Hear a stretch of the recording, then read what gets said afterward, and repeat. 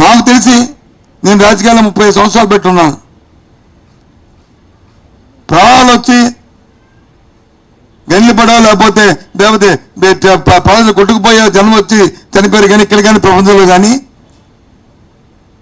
ప్రభుత్వ అసమర్థత వల్ల నీటిలో ఉండి తిండి దొరక్క, భోజనం దొరక్క, పాలు లేక, నీళ్ళు లేక మునిగి 3 రోజుల్లో చనిపోయిన పరిస్థితులు దేశంలో ఎక్కడ జరగలే. దానికి చెప్తే జరిగితే ఎక్కడ ఇన్సిడెంట్ చెప్పండి, ఒక ఇన్సిడెంట్. అది ఎక్కడ? ఏజెన్సీ ప్రాంతంలో మన పాడేరు లేకపోతే అరకు ఏజెన్సీ ప్రాంతంలో ఉన్న ప్రాంతాలు కాదు. రాష్ట్రం నడిబొడ్డున ఒక ప్లెయిన్ ఏరియాలో ఇది ఏంటిది? ఇది దాని మీద సమాధానం లేదు, దాని మీద వచ్చి డిస్కషన్ లేదు. ఎంతసేపు ఆడి మీద వీడి మీద చేయడమే.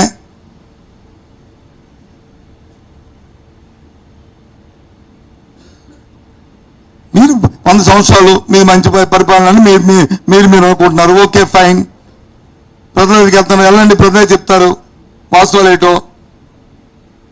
10 రోజులు కాకపోతే 20 రోజులు తిరగండి, మేము ఆడొద్దాంలే, మీ హక్కది, మీ పార్టీ పాలసీ ఇది. కానీ ఈ భగవంతుని ఎందుకు మధ్య తీసుకొస్తారు?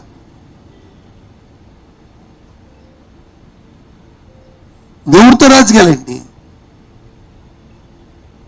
మరి వాళ్ళు మీ యువ గారు చెప్పారు కదా, ఈ నేను మేము వాడలేదని, మరి దానికి సమాధానం ఏంటి?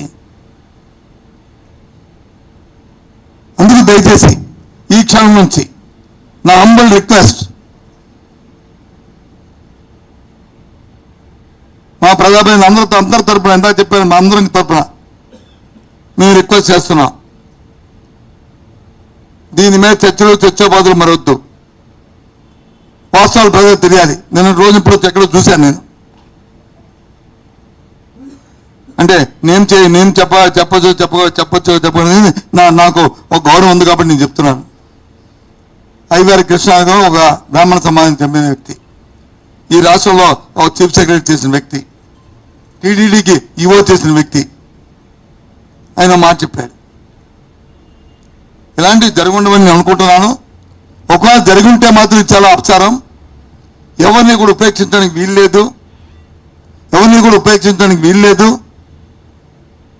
దాని మీద చర్య తీసుకోవాల్సిందే. ఒకవేళ జరగకపోతే అత్యుత్తమైన వ్యక్తి దీన్ని ఆపాదించారు కాబట్టి ఆయనకి రాష్ట్ర ప్రజలందరికీ క్షమాపణ చెప్పవలసిందే అని చెప్పారు. దాన్ని కట్టుబడి ఉన్నాను. నేను కూడా డిమాండ్ చేస్తాను.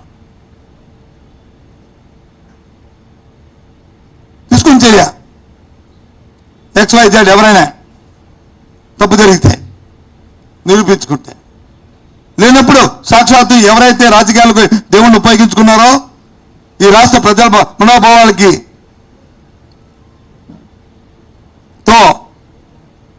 వాళ్ళు రాజకీయాలు చేద్దామనుకున్నారో వాళ్ళు ప్రజలకు క్షమాపణ చెప్పవలసిందే. దయచేసి కూటమిలో ఉన్న ఒక పార్టీ మీ మతాలు నా దేవుళ్ళు అని దాన్ని ప్రధానంగా చెప్పుకుంటున్న పార్టీ దయచేసి దృష్టి పెట్టండి. మీరు కూడా రాజకీయ పరంగా ఆలోచన చేయకండి. కనీసం మీరైనా సరే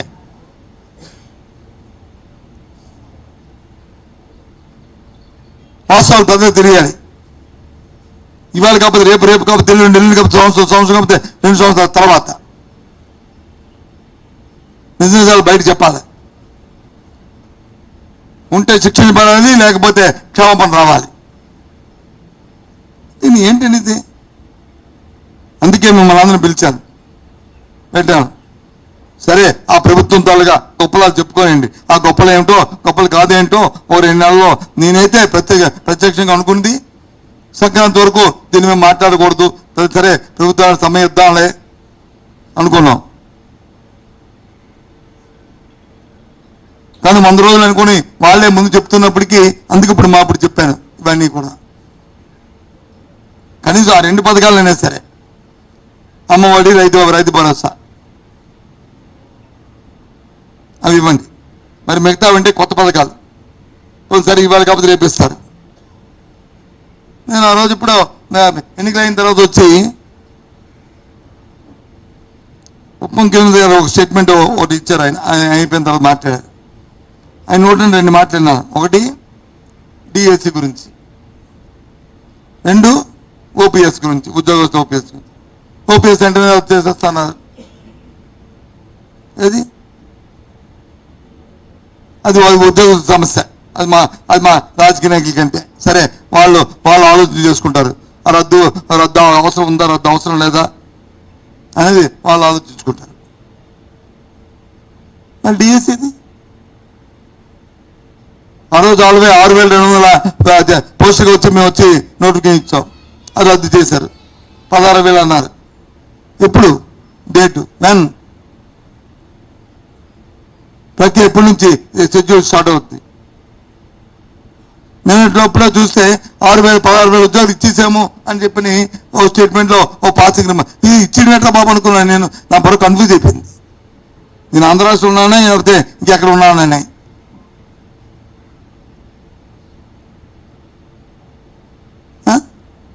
నేను మా పిఏ అడిగాను, ఇది ఏమైనా షెడ్యూల్ గట్టి వచ్చేసి డేట్ అనౌన్స్ చేద్దంటే, లేదండి ఇంకా డేట్ అనౌన్స్ చేయలేదండి, ఇంకా టెట్ జరగలేదండి, అది జరిగిన తర్వాత చదువుతాయండి అన్నారు.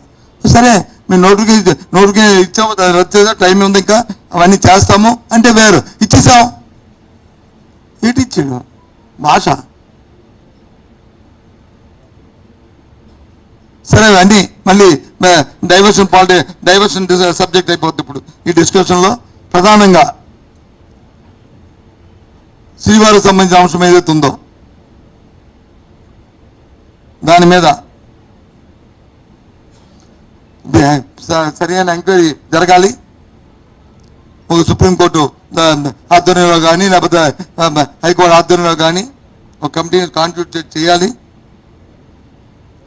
వాస్తవాలు ప్రజలకు తెలియాలి. ఎందుకంటే ప్రపంచానికి సంబంధించిన అంశం కాబట్టి, ఇది భగవంతుడికి సంబంధించిన అంశం కాబట్టి అందరం ఆ దేవుని పట్ల అందరూ భక్తులతో ఉన్నాం కాబట్టి, మన మనోభావాలకు సంబంధించిన అంశం కాబట్టి, ఇది ఒకరో ఇద్దరు రాజకీయ పార్టీకి సంబంధించిన అంశం కాదు కాబట్టి దయచేసి జరగాలి.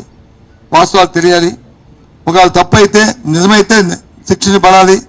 తప్పు అయితే అన్ని వ్యక్తి వచ్చి మొత్తం రాష్ట్ర ప్రజానికానికి ఓపెన్గా దాని క్షమాపణ చెప్పాలి. ఇక రెండోసారి ఇంకో మాట్లాడుకున్నప్పుడు అప్పుడు 100 రోజులు పరిపాలన దాని మీద అంశాల మీద వాటి మీద మనం మాట్లాడుకుందాం. ఓకేనా? ఏదండి పాలిటిక్స్ ఉందా అని అడిగితే నేనేం చెప్తాను?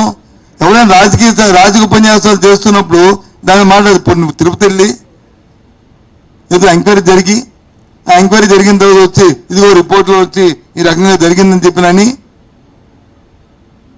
లేకపోతే నువ్వు తిరుపతి వెళ్తే బట్టి ఇది నాశనకం ఉంది ఎందుకు జరిగిందని చెప్పి నువ్వు ముఖ్యమంత్రి హోదాలో ఉన్నావు లేకపోతే మంత్రి హోదాలో వెళ్ళి దాన్ని మాట్లాడే పర్వాలేదు. నువ్వు వేదిక ఏంటో వేదిక 100 రోజుల పరిపాలన మీద రాజకీయ వేదిక. ఆ వేదిక మీద నువ్వు చేసిన కామెంట్స్ ఇది ఎక్కడిది? ధర్మమైనది.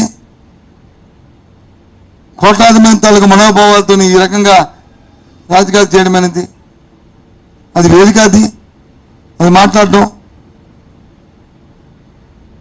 వాళ్ళు ఆ మిత్రపక్షాలను ఆలోచించుకోమనండి. మేము కాదు. మళ్ళీ దాన్ని సమర్థించుకోవడానికి మళ్ళీ మాట్లాడడం, దాని మీద పత్రికలు వచ్చి పుంకాలు రాయడం. ఏం మెసేజ్ వెళ్తుంది ఈ దేశంలో? సార్ నేను వాళ్ళకి సంబంధం లేదు ఏంటి, ఏదో నందిని వచ్చి ఏదో పరిశుభ్రత, నందిని వచ్చినా తమిళనాడు కంపెనీ వచ్చినా లేదు ఉత్తరప్రదేశ్ కంపెనీ వచ్చినా టీటీడీ మాత్రం కంపెనీ పేరు చూడవు. వాళ్ళు ఆ టెస్టింగ్ ఆ రిపోర్ట్లు వాటి మీద ఆధారపడి ఉంటాయి. ఆ టెస్టింగ్లో పాస్ అవ్వాలా. నా డీటెయిల్స్ కదా, నా ముఖ్యమంత్రి కంపెనీ కదా అంటే టీటీడీ తీసుకోదు.